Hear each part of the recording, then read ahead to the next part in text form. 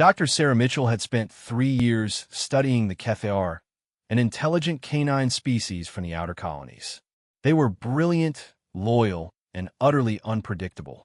Sarah had bonded with one of them, a warrior scholar named Krell, through her research. Their relationship was professional, respectful, built on genuine friendship across species lines. Then Krell made an announcement that shattered everything Sarah thought she understood about interspecies biology. "You should prepare, human," Krell announced, his massive canine frame practically vibrating with excitement. "We're having puppies. 3, perhaps 4. The bond scent we've shared has activated my breeding cycle. This is extraordinary." Sarah stared at him in absolute confusion. "Krell, that's not possible. We're different species. There's no biological." "Your species is so limited in understanding," Krell interrupted, his tail wagging with what Sarah had come to recognize as amusement. "Among the Kethar, bonding is not merely physical. Emotional connection, mutual respect, compatible intention. These activate our reproductive systems. We have evolved beyond simple genetic compatibility. We choose who we bond with." Sarah sat down heavily. "Krell, I don't even know what that means for us. What does this make me?" "My chosen," Krell said simply. "Pack mother to our pups. Is that not what humans desire? Family, partnership, offspring to carry forward your values and knowledge." Within weeks, the news spread across the galactic scientific community. A human had bonded with an alien species at a reproductive level, something that should have been biologically impossible. The Galactic Medical Authority launched investigations. The Theological Council debated the implications. The military considered whether this represented some kind of security threat. But Sarah was too busy preparing to care about bureaucratic concerns. She worked with Krell to prepare a nest. Not a traditional human crib or an alien incubation chamber, but something entirely new, a space that honored both species' needs. Soft, warm, secure. She read everything about Kethar puppy development. She consulted with veterinary specialists across 3-star systems. The bond between Sarah and Krell deepened in unexpected ways. Krell taught Sarah the old songs his species sang to their young. Sarah taught Krell human lullabies, which he found endlessly fascinating.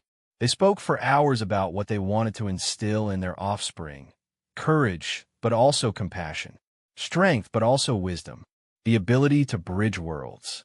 When the puppies came, 4 of them, Sarah was there. Krell's pack gathered in the nest, and Sarah held the first puppy as it emerged, still wet and mewling. The pup's eyes opened and looked directly at her, and Sarah felt something she had never expected: unconditional love for a being that was neither human nor Kethar, but something entirely new. The puppies were remarkable hybrids. They had canine features, pointed ears, tails, enhanced senses, but also distinctly humanoid characteristics. Opposable thumbs, cognitive abilities that seemed to exceed both parent species. They could vocalize in both human speech and Kethar howls. 3 months after the births, the Galactic Council convened to address what they called the hybrid problem. Scientists debated whether these beings represented a threat, a breakthrough, or an abomination. Sarah stood before them with 1 puppy in her arms, surrounded by Krell and the other 3 offspring. "These are not a problem," she declared firmly. "They are a solution. For millennia, the galaxy has been divided by species, by biology, by the assumption that different meant incompatible. But my family, because that's what they are, my family, proves otherwise." She held up the puppy she was carrying. "This is Kesh. She can think like a human and perceive like a Kethar. She will understand both species instinctively. She will be a bridge between worlds. And so will her siblings." Krell stepped forward, placing his massive head gently beside Sarah's. "Humans taught my species something important during our bonding. You care for beings not because they are biologically similar to you, but because they matter to you. You create family through choice, not merely through genetics. This is beautiful. This is powerful. This is what the galaxy needs." The council voted unanimously to recognize the hybrids as sentient beings with full rights. But more importantly, the vote represented something far more significant. The acceptance that evolution and connection could transcend biology, that families could be built across impossible divides. The humans possessed an extraordinary capacity to integrate with other species through something that transcended physical compatibility. It was love. Pure, uncompromising love.